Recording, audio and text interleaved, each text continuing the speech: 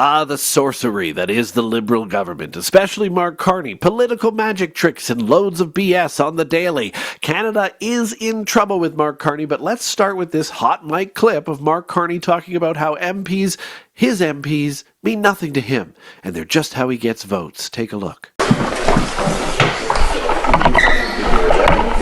just have MPs and they're useful for votes. Yeah. No, but you have more or less the political system. We have exactly. Yeah. If you're not So you need elected, you couldn't be the PM, yeah. And same with all the cabinet members, exactly. So,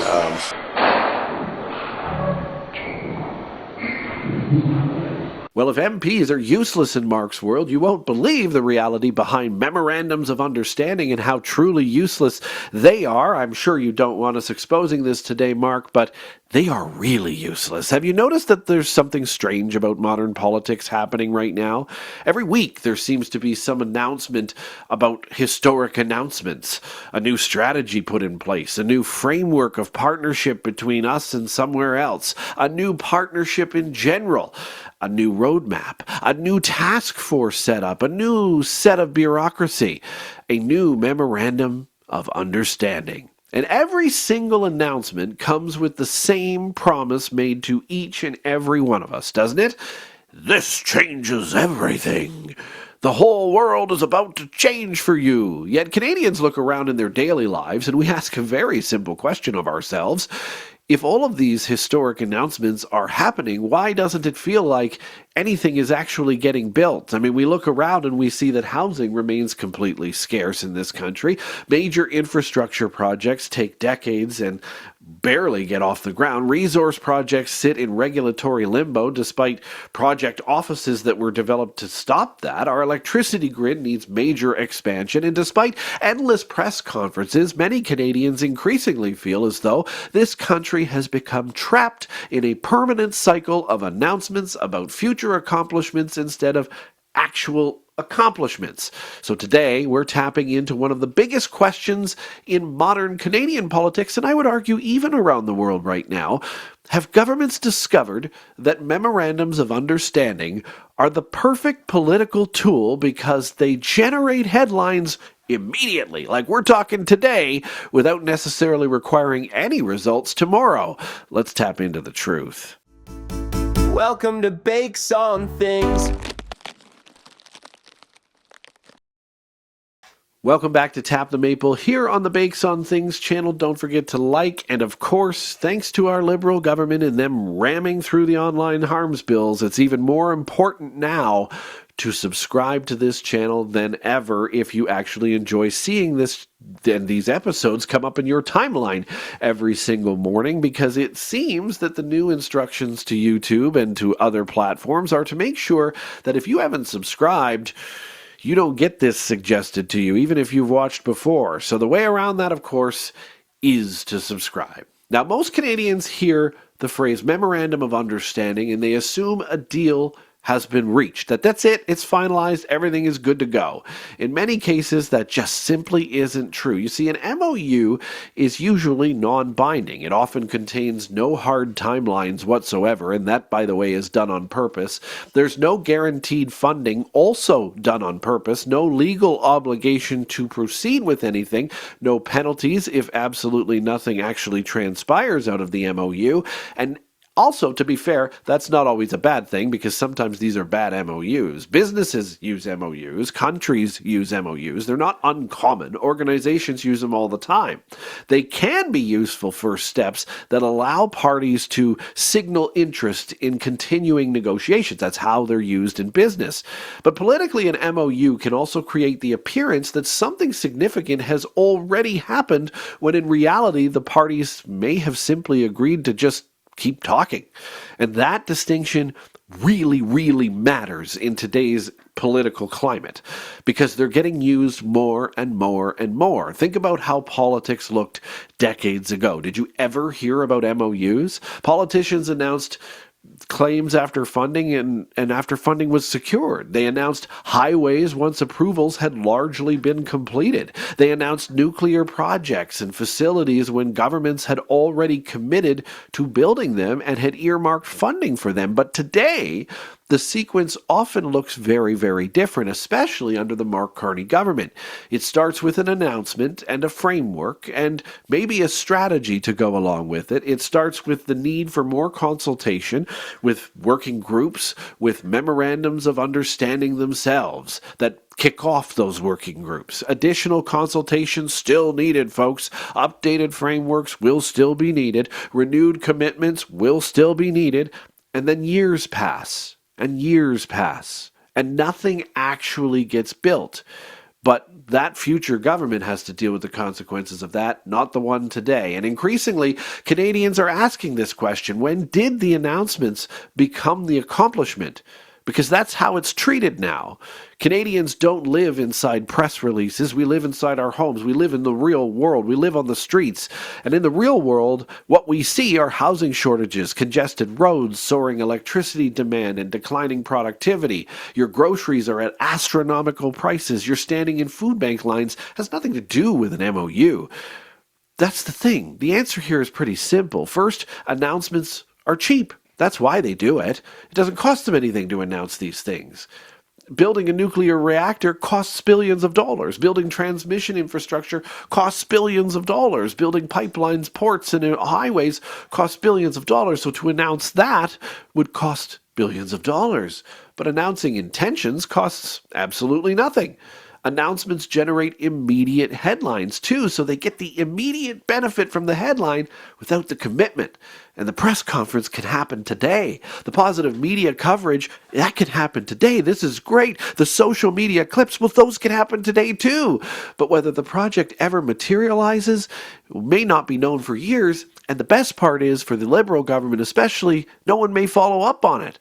MOUs don't finalize political risk at all.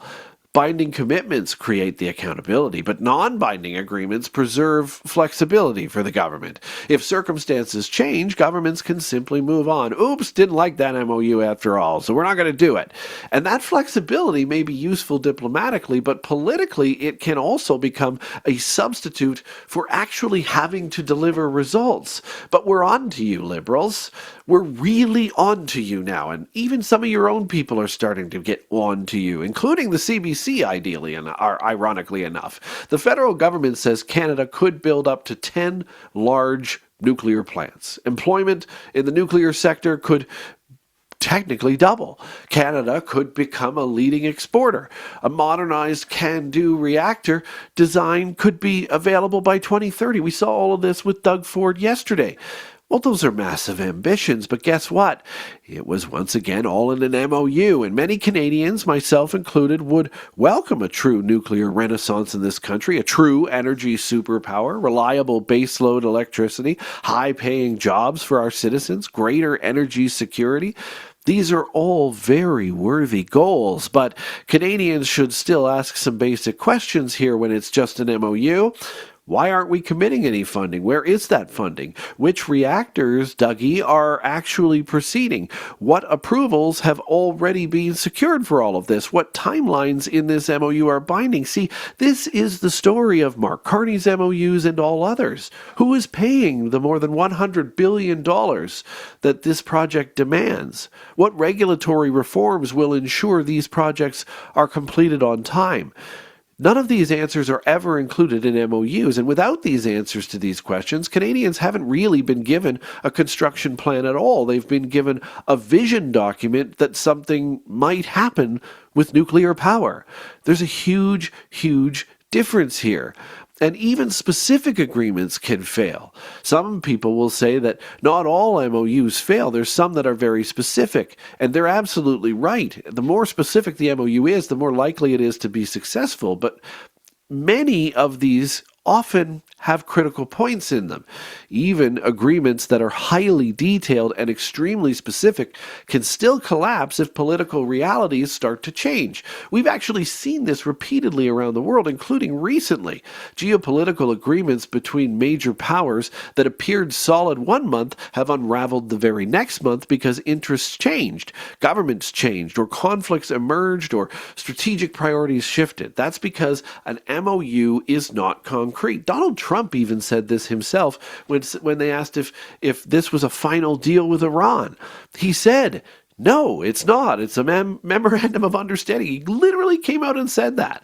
It is simply a statement of present intentions, and intentions can change overnight. We saw them reclose the Strait of Hormuz, for example, which means highly detailed international understandings can fail. Canadians should really just be skeptical of MOUs. They contain few specifics, there's no timelines, and there's no dedicated funding, which means they're just not real. The vaguer the MOU, the greater risk, by the way, that it never leaves the press release stage. And that's what we're seeing in Canada right now. We're seeing the announcement economy. Increasingly, it feels as though modern governments operate within what I would call the announcement economy on a regular basis. Others have called it this too. I'm not coining a term here, but it's how it's working. Announce a strategy, hold a press conference, receive positive headlines about it, especially from your big proponents, release optimistic projections about how this could all work and how it could all play out, repeat next year with updated targets. We didn't quite make it to these ones, so here are the new ones. But often there is far less scrutiny over whether the original promises ever come to fruition at all. Meanwhile, voters are increasingly asking a much different question, like, show me the damn homes, for example. Show me the lower grocery prices. Show me the pipelines. Show me the reactors. Show me the factories. Show me the jobs. Show me the transmission lines. Show me what is actually changing here. What can they show right now? Honest question. Because Canadians don't power their homes with announcements. They don't commute on frameworks. They don't heat their houses with strategy. None of that matters. None of it. And they can't live inside the Memorandum of Understanding. I'm sorry, it just doesn't happen. It's not real. It won't be real until it's a final agreement. Maybe Canadians are simply experiencing announcement fatigue now, but I feel like you're all waking up to it. Too many strategies, too many frameworks, too many partnerships, too many memorandums of understanding with everybody around the world. But at some point, citizens stop asking questions about, hey, that's good, when is it happening? And instead it's going to be less what was announced today, and you begin asking something far more dangerous for politicians, which is, what did you actually do today? What did you actually build today? And if governments cannot answer that question convincingly, Canadians may conclude that modern politics has become little more than a permanent press conference, a clip on your social media page. What do you think? Put it in the comments. Let's have a conversation. Are MOUs an important step in progress, or have politicians become too comfortable announcing announcements and announcing Canada instead of fixing Canada?